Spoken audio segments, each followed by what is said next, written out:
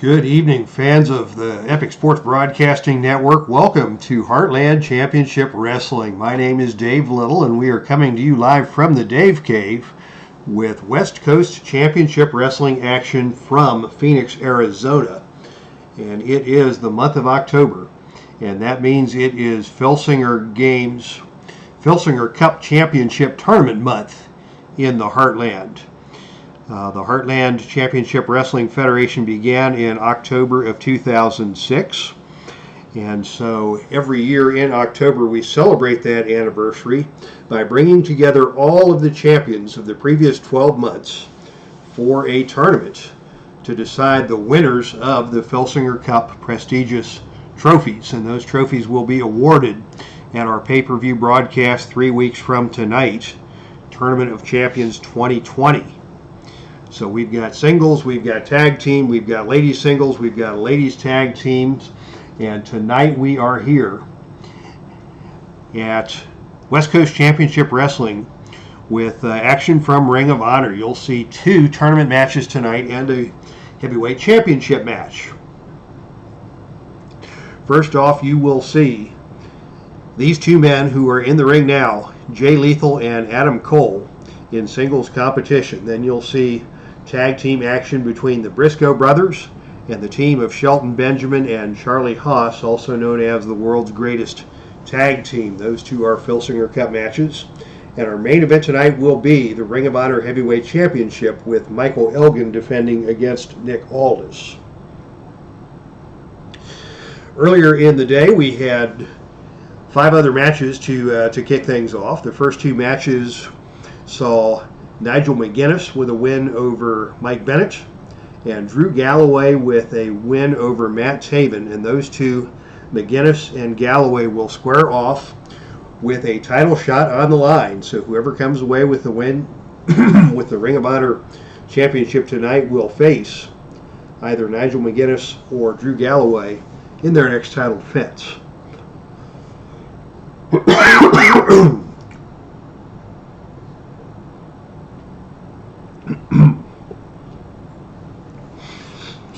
In tag team competition, we saw the team of OI4K, Ohio is for Killers, the brother duo of Dave Christ and Jake Christ, Dayton, Ohio natives, take on another Dayton, Ohio native, Chris Hero, and his tag team partner, Claudio Castagnoli, collectively known as the Kings of Wrestling.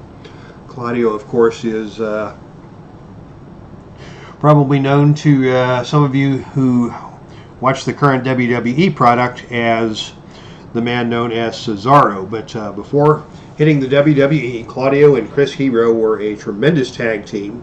Although they didn't get the job done tonight, they lost to OI4K as the teamwork of the Chris brothers carried the day. And it was OI4K who earned their opportunity at a tag team championship match. They will face the BRISCOEs for the Ring of Honor Heavyweight Championship sometime later in October. Then we saw a tremendous match in the Filsinger Cup tournament as Brian Danielson battled Jay White in a technical classic. These 2 guys reversed each other countless times before Danielson finally picked up the submission victory using the chicken wing crossface submission hold. And finally we saw a grudge match, one of a series of grudge matches between the team of Roderick Strong and his partner Austin Aries as they took on Keith Lee and Kyle O'Reilly. Those 2 are part of warring factions, and despite the fact that Keith Lee was the biggest and strongest man in the match, he took a pounding from the combination of Strong and Aries, who had great tag team chemistry in that match.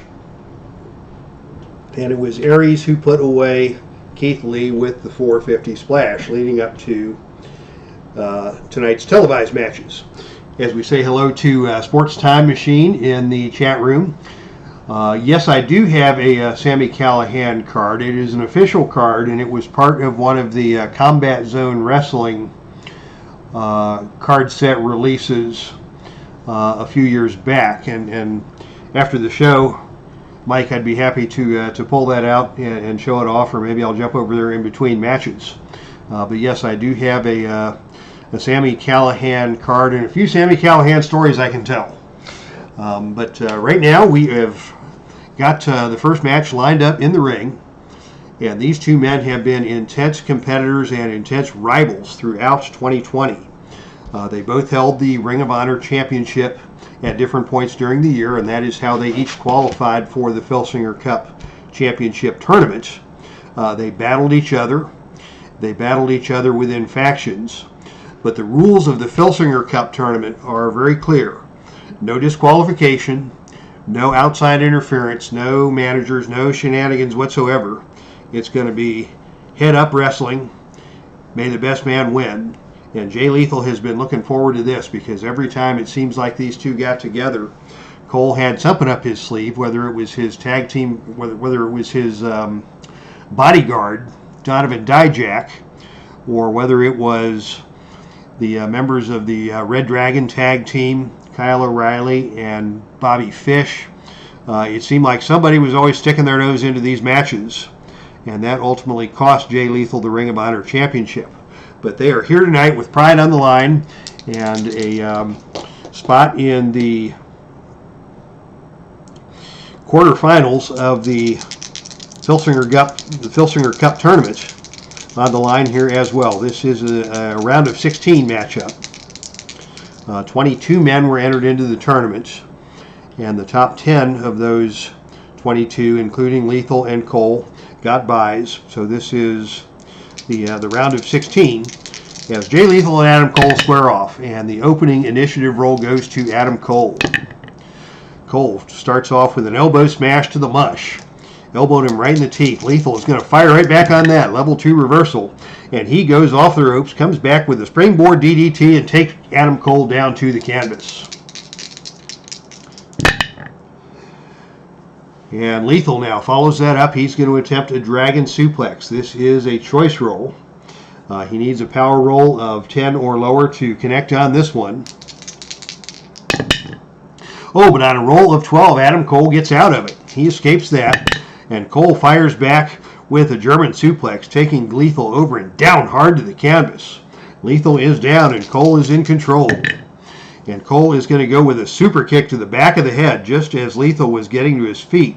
And Lethal immediately drops down and rolls out of the ring, and we're going to have some ringside activities here. Both these men are A-rated out-of-the-ring competitors. And Adam Cole is going to go to the air. He is going to try for the suicide dive. Let me grab my suicide dive chart. Wouldn't you know, the one chart I didn't bring over to the video table. Adam Cole goes to the suicide dive chart. He has got a -3 agility, so on a roll of 5, that gives us a chart reading of 2. And it is Cole who comes through the ropes with a tope suicida, ending in a violent collision on the floor. Both wrestlers add 1 to their fatigue ratings. You stagger to your feet and throw the opponent back into the ring. Roll on level 3 offense. So right away, Lethal takes a powder and Cole goes for broke, smashing his body into Lethal, costing both men a point of fatigue after that spectacular collision on the arena floor. Cole is in control. Here he comes. He is going to go for another super kick to the back of the head. He's going to go for the cover, but Lethal kicks right out of that one. Adam Cole coming out aggressively, throwing caution to the wind. Cole now is going to go for the Panama Sunrise. Panama Sunrise by Adam Cole. Can he get the pin on this one? No, Lethal kicks out, but he's got the 3 points of fatigue now, so he no longer gets the 3-count pin roll. And Cole is a dangerous, dangerous man when he is in control. He's got double finishers, +1 and +2.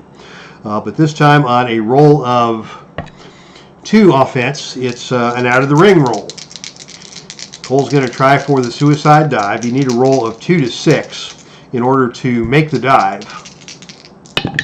And on a roll of 7, Lethal is able to steer clear of the suicide dive. And we go to the standard out-of-the-ring chart instead. And and on a roll of 5, that's good for Lethal. Actually, no, that's even odd roll. The opponent comes out of the ring and a wild brawl erupts. Both wrestlers roll disqualification, but there's no disqualification here in the Filsinger Cup tournament. So we will just roll one die to see who wins the brawl. Since Lethal was the man who left the ring, he gets the even roll, Cole gets the odd roll. And on a roll of 3, that goes to Adam Cole.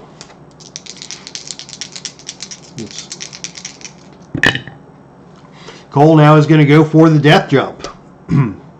Actually, he thinks better of that as Lethal is very agile and has the ability to avoid those death jumps. So Cole goes up instead with another German suplex. And again, Lethal hits hard. That is twice Cole has delivered that suplex. And Lethal has felt the brunt of it both times. He is clearly shaken up here. And now it is the figure 4 leg lock. Cole has the figure 4 leg lock locked in. Will Lethal submit? On a roll of 6 or lower, he's going to have to tap out. Oh, but on a roll of 12, Lethal is able to power his way to the ropes. The match continues, but Adam Cole is dominating this match against Jay Lethal in the early going here. Another super kick to the back of the head. Once again, Lethal leaves the ring. Is Cole going to fly? On a roll of 10, he will not fly. And we go to the standard out of the ring chart.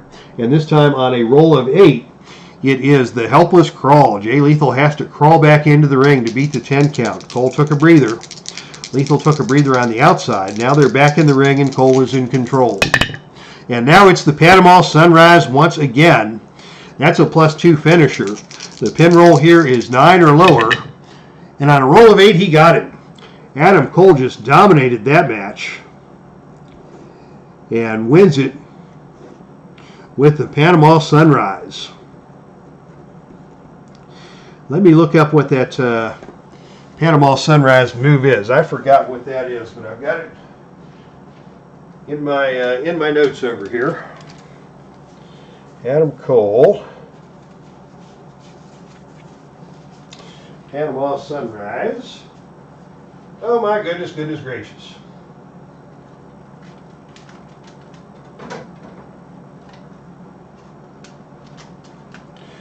Adam Cole, wherefore out there Adam Cole. The Panama Sunrise, okay, that's the flipping pile driver off the middle turnbuckle.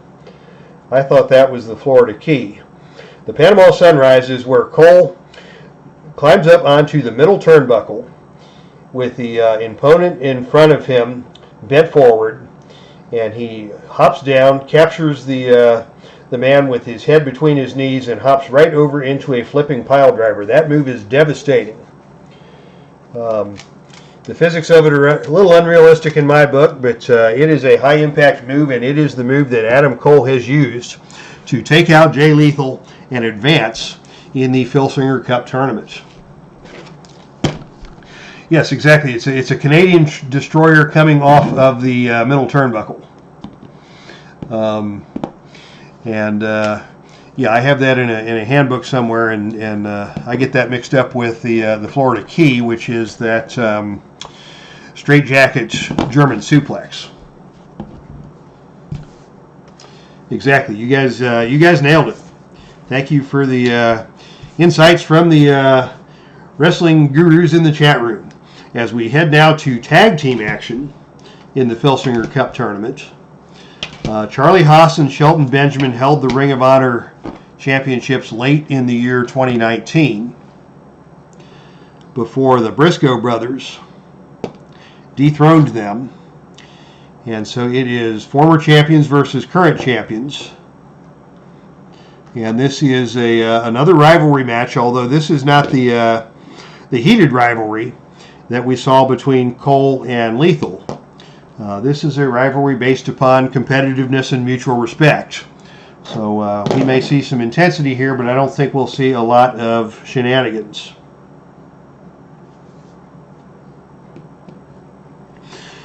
But it is Jay and Mark Briscoe. These guys from Sandy Fork, Delaware, very entertaining tag team, very skilled, very high impact. And of course, everybody has heard of Shelton Benjamin and Charlie HAAS, the world's greatest tag team. Had a tremendous run in the WWE under the management of Kurt Angle. And then they both wandered away from WWE, reformed in Ring of Honor as put their tag team back together. And now, of course, Shelton Benjamin has made his way back into the WWE as a member of the Hurt Business. But in Ring of Honor, he did have a good run with Charlie Haas as his tag team partner. And so these two teams are squaring off tonight in the Filsinger Cup tournament. 7 teams made it to the Filsinger Cup tournament. The world champion Steiner brothers got the bye, and so this would be a quarterfinal match. In the previous 2 quarterfinal matches, we saw the Road Warriors lose to the team of Dick the Bruiser and the Crusher, which was a tremendous brawl. And in the other half of the bracket, it was the Fabulous Freebirds, Michael Hayes and Terry Gordy, with a victory over Arn Anderson and Tully Blanchard. As Blanchard was injured coming into that match, he had a very ugly grudge match against Road Warrior Animal and was still feeling the effects of that match when he came into the Filsinger Cup tournament. And the Freebirds were able to exploit that injury and get the win to move into the semifinals. And so this match will determine the final position in the semifinals of the Filsinger Cup Tag Team Championship. And it looks like it will be Mark Briscoe starting off against Charlie Haas. As we say hello to TribeFan879 and Clinton Parks in the chat room. Hope you saw my write-up on the Indians and Dave Sports Simulation page. I will go check that out. Oh, you're talking to Tribe Fan. Yeah, tough year for the Tribe, tough year for the Reds. They both got into the playoffs and didn't win a game. And in fact, the Reds became the first team in Major League Baseball history to lose a multi-game playoff series without scoring a run. So once again, history has been made in the Queen City of Cincinnati. So here we go. The opening initiative roll goes to Mark Briscoe. He is a crazy son of a gun, and he is going to start off with a spinning slap right across the chest of Charlie Haas. And Haas takes a step back. He didn't see that coming. And immediately they go to the double team, and it is a double flapjack. Up and down goes Charlie Haas. And Mark goes for the cover. Haas kicks out of that one, but we've got both Briscoe brothers in the ring now. And they are going to try for a double team. We go to the double team chart, and on a roll of 5, imagine a devastating double team move that fits the style of your tag team. The opponent is in trouble. Add 1 to opponent's pin rating, roll on level 3 offense. We'll call that a double running Yakuza kick, because both these Briscoe brothers can kick your head off, especially Jay. But Mark got in on that as well. Jay is now the legal man in the ring, and quickly Charlie Haas is in trouble. And it is Briscoe now who is going to go with another tag team finisher. This is going to be a Spike J Driller. The referee can't get Mark out of the ring quite yet. He's going to give him some leeway. And down goes Charlie Haas with a spike pile driver. Count of 1. He kicks out of that, but he's already up to 3 points of fatigue. And immediately, Haas and Benjamin are in trouble. What's Jay going to do now? He's going to go for a somersault plancha. A nice move. He goes for the cover once again. And this time, Shelton Benjamin's going to have to come in for the pin save. But on a roll of 9, Shelton is cut off by Mark Briscoe. Jay's going to go for the pin. The pin roll is 6 or lower. And on a roll of 5, he got it just like that. The Briscoe brothers just beat the daylights out of Charlie Haas and pinned him right off of the opening with that Spike J Driller move. And the Briscoe brothers move on in the Filsinger Cup Tag Team Championship Tournament. How about that? So congratulations to Jay and Mark. They will face the Steiner brothers. So it will be brothers versus brothers in the semifinals. And it will be Dick the Bruiser and the Crusher facing off against the Fabulous Freebirds. So we are going to see 2 slobber knocker semifinal matches. And of course the championship match of that tournament will take place at the Tournament of Champions pay-per-view on October 24th. All right. Boy, a quick match there. We're just getting started here, 20 minutes in, and it is now time for the main event of the evening for the Ring of Honor Heavyweight Championship. And your champion is a formidable champion indeed, Michael Elgin, known as Big Mike, 5'11", 245 pounds, out of Toronto, and this guy is a load. He is a powerhouse, and he knows how to use that power to his advantage. But his opponent here tonight is no slouch. He is Nick Aldis. He is currently wrestling in the National Wrestling Alliance. He makes appearances in Ring of Honor. He was formerly in TNA, known as Magnus. But he is from England. He is a tremendous in-ring performer, and he is really, really good with his interviews too. Watch there's a YouTube series, NWA Power, that is broadcast, and Nick Aldis is the NWA World Heavyweight Champion as of the current time. Now they've kind of had to suspend the broadcasts since the COVID pandemic hit, but there's about 19 or 20 of their shows on the YouTube channel, and they are, campy little fun studio shows. But Nick Aldis is just the star of the show in that promotion, both as a wrestler and as an outside the ring personality. And he is here tonight in Phoenix to challenge Michael Elgin for the Ring of Honor Heavyweight Championship. So here we go. The opening initiative role goes to Aldis, the national treasure, as he likes to call himself. And he is going to go for a vertical suplex, but that's a power move, and Elgin's not going to have any of that. Elgin, by far the more powerful man in this match. Elgin instead reverses that and comes up with a vertical suplex of his own, dropping Aldis down to the canvas hard. Aldis getting to his feet, Elgin in control. He's going to go for the black hole slam. And this one is a choice roll. Choice D. And he will take the power option, so on an 8 or lower, he can connect with a black hole slam. Whoops. And on a roll of 6, he gets it. And Aldis goes down, and he is slow to get up. Elgin now in control. Elgin's going to go for the corkscrew splash. This is another chart roll. This is going to require a death jump. And on a roll of 6, he nails the corkscrew splash. Elgin in control.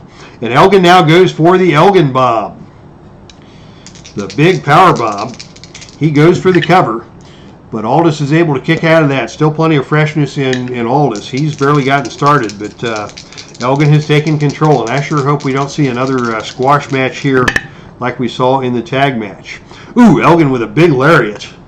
And Aldis down again. Aldis back up to one knee. Elgin comes at him and picks him up and slams him down into the corner with a buckle bomb. That is a rugged move. That's an add one move in its own right. Aldis rolls to the side, gets to his feet again, pulls himself up on the ropes. He is staggered here in the early stages of this match. And it's going to be another big vertical suplex from Elgin, taking Aldis down to the canvas hard. Aldis is got some pain in his upper back after that buckle bomb, and Elgin is going to try and aggravate that, and he's going to work on that with a suplex. And now Elgin is going to go with a whip to the ropes. Off the ropes comes Aldis. And on a roll of 10,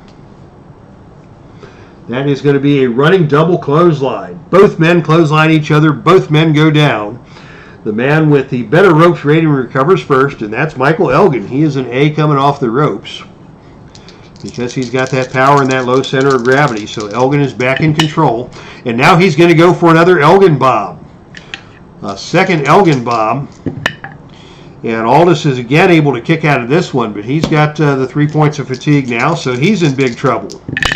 Elgin follows up. He's going to go for that corkscrew splash again. And on a roll of 8, he nails it. Elgin is in control. He's going to go for a spinning back fist now, and Aldis takes that one fresh on in the mush. And Aldis is going to roll out of the ring and try and take a powder on the arena floor. Elgin in pursuit.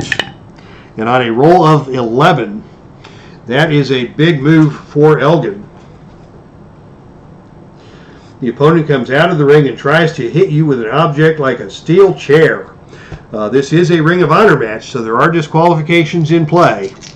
Elgin will have to roll a disqualification here, but he will not be disqualified on a roll of 9, and he takes control back in the ring as he pushes Aldis back into the ring after hitting him across the shoulder blades with that steel chair. Aldis in big trouble here. And here he's going to go for the crossface. He's got Aldis down on the mat. He's going for a crossface submission. The pain in the neck and shoulders of Aldis is evident as he is desperately clawing his way to the ropes. And finally he gets to the ropes. But Elgin is still in charge here. And another spinning back fist. He nailed him again. And Aldis' eyes roll to the back of his head. Elgin now in control. He hits him again with that spinning back fist. And this time Aldis is once again going to leave the ring and see if he can't get some respite here. And this time on a roll of 6, it's going to be Aldis who wins the brawl on the arena floor. Elgin comes out in pursuit, but Aldis grabs him and smashes him into the announcer's table. Will we see a disqualification for Aldis here? On a roll of 6, we will not. And finally, Aldis has the opening to see if he can get some offensive maneuvers done. And he's going to go right to the cloverleaf. That King's Lynn cloverleaf. This is his submission finisher. I don't think he's going to be able to break Elgin on one move, but he is sending a message. Ooh, there's a count of 1. The submission roll is 4 or lower. And on the second roll, a roll of 11, Elgin's able to power his way out of that. But the damage has been done and Aldis has control. The fans starting to show some interest in this one as we finally have a shift in the momentum. And now it is going to be an attempted single leg takedown by Aldis. And on a roll of 5, he gets him down. Elgin gets to his feet. Both men to their feet now.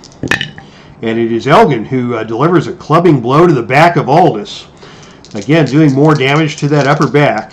Aldis is going to fire back, and he's just going to grab a headlock. He's trying to slow things down here, trying to slow the big man down. Clenching that big, thick neck of Michael Elgin is Aldis. What's Aldis going to do now? He's going to go with the whip to the turnbuckle. Into the turnbuckle goes Elgin. He bounces back, and on a roll of 8, it is a big kick from Aldis. A bicycle kick, catching Elgin square in the chest and driving him back into the corner. Aldis still in control, and now he is going to take Elgin down to the mat and apply the bow and arrow submission hold. This can wear a man down, especially a man with the big heavy musculature of Michael Elgin as he pulls one arm and one leg together, stretching out the lumbar muscles very painfully. Aldis continues to work the hold, and he works it some more, and he's going to try and force a submission here. The submission roll is still 4 or lower, and Elgin is finally able to power his way out of that one.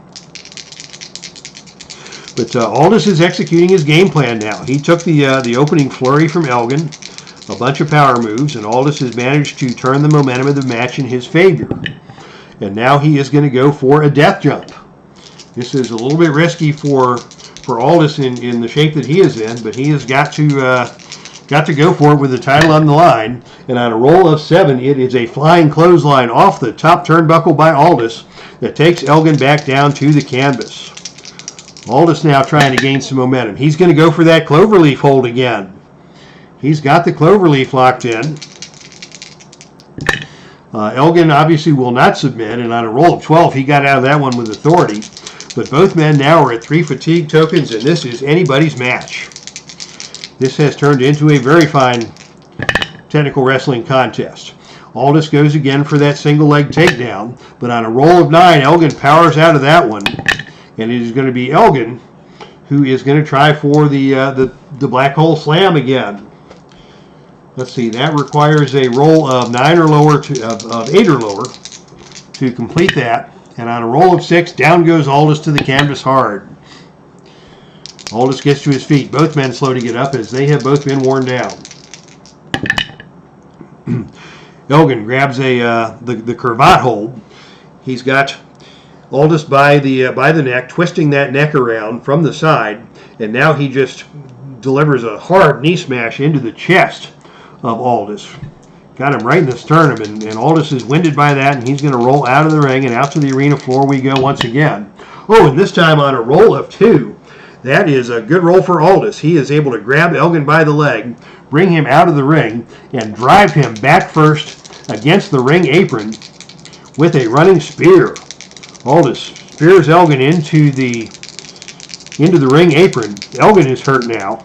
Aldis in control as action heads back to the ring. He's going to go again for that single leg takedown. He gets him down this time. But Elgin gets to his feet, and Elgin fires back with a whip to the ropes. Aldis comes off the ropes.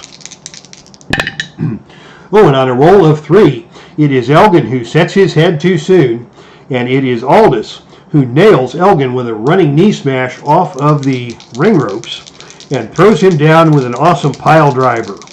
Elgin goes down hard as he set his head too soon, and Aldis made him pay the price. Aldis now is going to go for the Mag Daddy driver.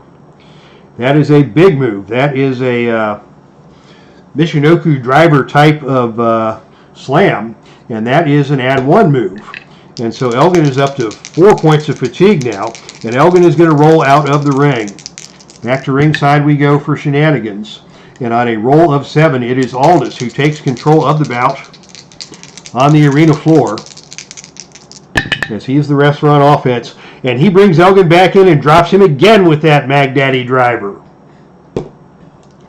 Elgin is in big trouble now. Elgin gets to his feet. Aldis keeps on him. He goes back to that bow and arrow submission hold, working the back of Elgin. Both these men have done some serious damage to each other, and he continues to hold that bow and arrow in place as Elgin tries to struggle his way free. Elgin gets to his feet, but Aldis takes him up and down hard to the canvas with a German suplex. Both men are favoring their backs, as this has been a high-impact match from both these performers. It is Elgin now who gets to his feet and drives another clubbing blow into the back of Aldis. Elgin now comes off the rope with a shoulder block, taking Aldis down to the canvas. Elgin now with a whip to the ropes. Off the ropes comes Nick Aldis, and on a roll of 11, it is a spinning back fist from Elgin that nails Aldis right between the eyes, and Aldis goes down in a heap. What's Elgin going to do now? He is going to go for another hard lariat. He's going to go for the cover, and on a roll of 5 or lower, this one's over. But on a roll of 8, Aldis is able to kick out, and the match will continue. What's Elgin going to do now? He is going to go for another lariat.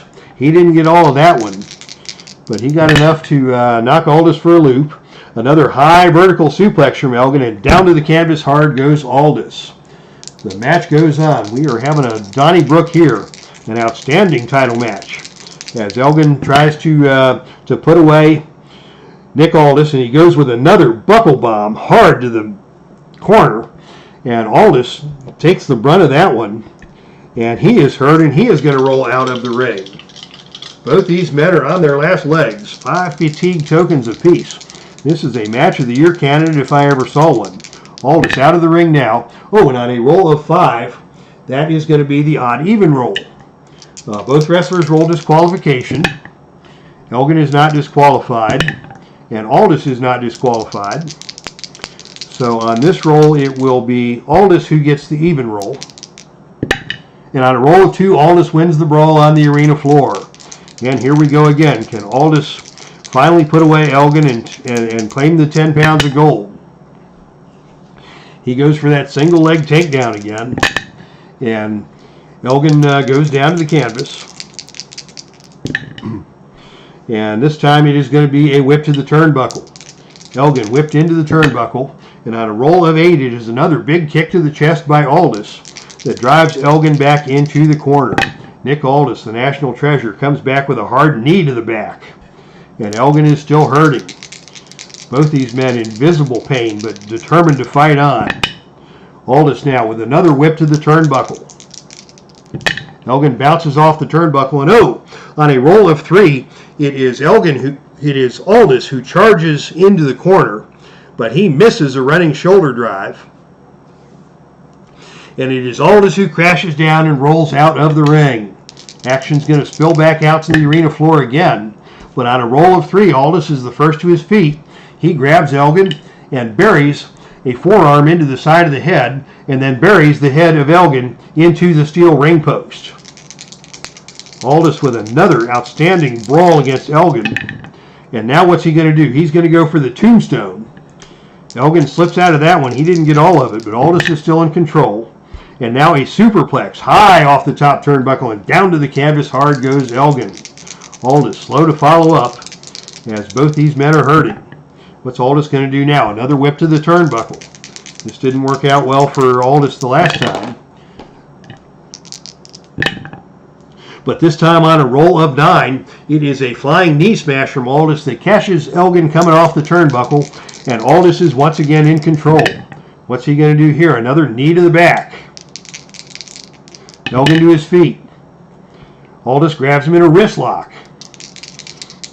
Both men just trying to catch their breath at this point in the match. What's Aldis going to do to follow this up? As I get excited and my dice go all over the place. A headlock for Aldis. He brings Elgin back to the middle of the ring, controlling that headlock. And now it's going to be another whip to the turnbuckle. Off the turnbuckle comes Elgin, and this time it is another running knee smash from Aldis, and Aldis remains in control. Aldis now with a German suplex. Elgin hits hard.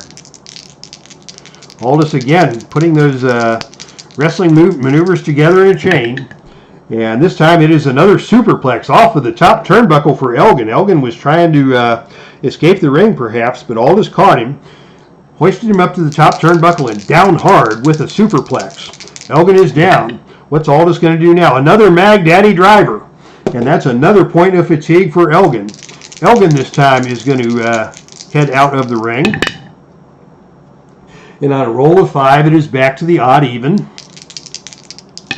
After the DQ rolls, Elgin survives his roll. Aldis survives his roll. This time it is Elgin who wins on the even roll. And on a roll of 3, Aldis wins the brawl on the arena floor. What's he going to do? He's going to go for that single leg takedown again. He keeps hitting that roll of 1 on his level 3 offense. He gets him down. And on a roll of 1, Elgin gets back up to 1 knee. And Aldis grabs that headlock again. Aldis resorting back to his fundamental technical wrestling as this match wears on and both men are fighting the effects of the fatigue. Elgin follows up and he drives a hard elbow into the gut of Aldis. Aldis is going to fire back with a double axe handle. And that's going to take Elgin down to the canvas. Nick Aldis now is going to go for that German suplex again. Elgin powers his way out this time. And he comes back with a full power slam, and down hard goes Aldis. Elgin now with a chance to do some damage. Elgin goes for another buckle bomb. Goodness gracious, it is 6 fatigue tokens apiece. It's a wonder either of these guys can keep going. But they just can't hit that finisher. They're both keeping themselves out of pinning predicaments, even as the high-impact maneuvers continue. Elgin this time goes back to the cravat and punishes Aldis with some knee smashes to the gut. Now he's going to go for that black hole slam again. He needs 8 or lower to connect on this, and this time Aldis gets out the back door. Out the back door comes Aldis, and he follows up with a whip to the turnbuckle. Elgin was hoping for the black hole slam. Instead, it's a whip to the turnbuckle, and once again it is Aldis who comes off, and this time it is a European uppercut, and he nails Elgin with a European uppercut in the turnbuckle. Aldis in control now. He goes with a whip to the other turnbuckle. Seems to like that maneuver. And again, he hits him with a running European uppercut from across the ring. What's Aldis going to do now? A diving elbow drop off the middle turnbuckle. Aldis nails that one. Elgin slow to get to his feet. Both men slow to get to their feet. Aldis still in control. Another knee to the back. And now Red Sox fan says, fun match. This is indeed a fun match. And it is Aldis now with a, oh gosh, it is going to be a whip to the ropes. He doesn't want to do it, but that's the best option he has. Elgin comes off the ropes. Oh, and Aldis drops down. Elgin comes off the ropes from the other side, and this time it is Elgin who grabs Aldis coming off the ropes and slams him face first into the canvas. Elgin put the brakes on and was able to get a bulldog-style maneuver to flog Aldis down to the canvas. And now it's, here we go, out of the ring again. Out of the ring we go again. And this time it is the helpless crawl for Aldis to get back in ahead of the 10 count. I don't think Elgin pitched him out of the ring to be aggressive as much as to get a rest. And it is Elgin in control. And he hits him with a lariat. Aldis tried to duck out, didn't get all of it. And now he's going to go for that black hole slam again. And on a roll of 9, Aldis dodges the bullet once again. Nick Aldis had that move scouted, and it is Aldis with a knee to the back. Aldis follows up with a diving elbow drop. Aldis with another diving elbow drop, and this time Elgin goes down and stays down. What's Aldis going to do here? Oh, he's going to go for the cloverleaf. He's got the cloverleaf locked in. That is a +2 finisher. On a roll of 9 or lower, we're going to have a new Ring of Honor Heavyweight Champion. And on a roll of 5, Elgin is forced to give it up. Oh my goodness, fans, that was a tremendous contest. And we have a new Ring of Honor Heavyweight Champion here in Phoenix, as Nick Aldis, the national treasure, has won the Ring of Honor Heavyweight Championship. That was an incredible match. A total of 13 fatigue tokens were dished out, as both men just pummeled each other inside the ring and out. Elgin with the power moves, the buckle bombs, those knee smashes to the chest, a couple of spinning back fists that put Aldis on Dream Street, but Aldis was able to work his way back into the match and take Elgin down and work him over with the bow and arrow and some suplexes and some great work on the arena floor by Nick Aldis.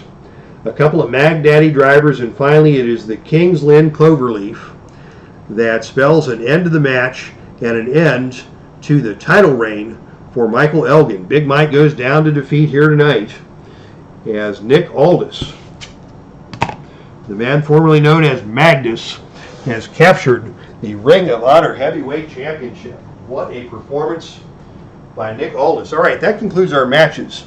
But before we go, I'm going to see if I can find my Sami Callihan card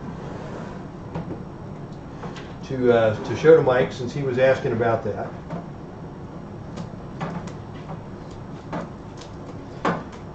And here we go. There's actually a couple of Sami Callihan cards that have been released. The original Sami Callihan card was published in 2012 as part of the original Combat Zone Wrestling set. Here you see the original Sami Callihan picture from 2012, and pretty good card. He had the stretch muffler as his submission hold, and a suicide dive that would that resulted in adding 1 to both men, just like we saw in the opening match tonight. But that's actually on his card. Filsinger Games put out an updated CZW set in 2017, and by then Callihan was much more established as a dominant force in CZW.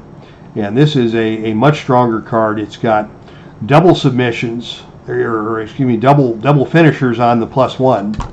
Another nice piece of card art. You can see the evolution of Sami Callihan with the long scraggly hair to the more contemplative version.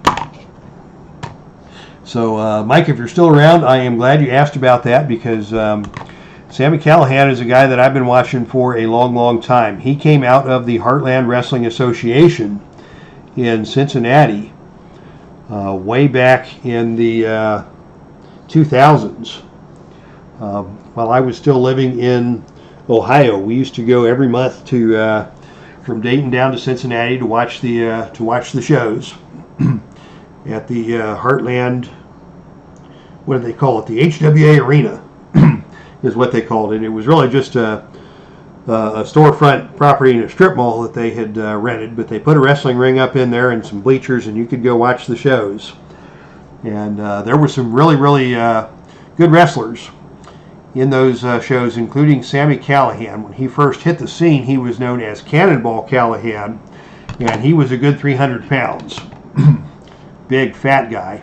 Wrestled his first match in Heartland against Nigel McGuinness. And I never thought the kid would turn out to be much, but he worked on his body, he worked on his wrestling repertoire, and he has always been one of the most creative minds in the business, and he built this psychopathic character and turned himself into a tremendous independent wrestler. So yeah, in answer to your question, there's the two Sami Callihan cards as part of the original CZW set in 2012 and CZW set 5 in 2017. All right, we're done here, everybody. Thanks for checking us out tonight. Thank you to Al Red Sox fan, Clinton Parks, Sports Time Machine, Tribe Fan 879. Good group here in the chat room here tonight for the action here from Phoenix. And once again, congratulations to the new Ring of Honor Heavyweight Champion, Nick Aldis. So thank you all for tuning in tonight. That's our stream, and I am out of here.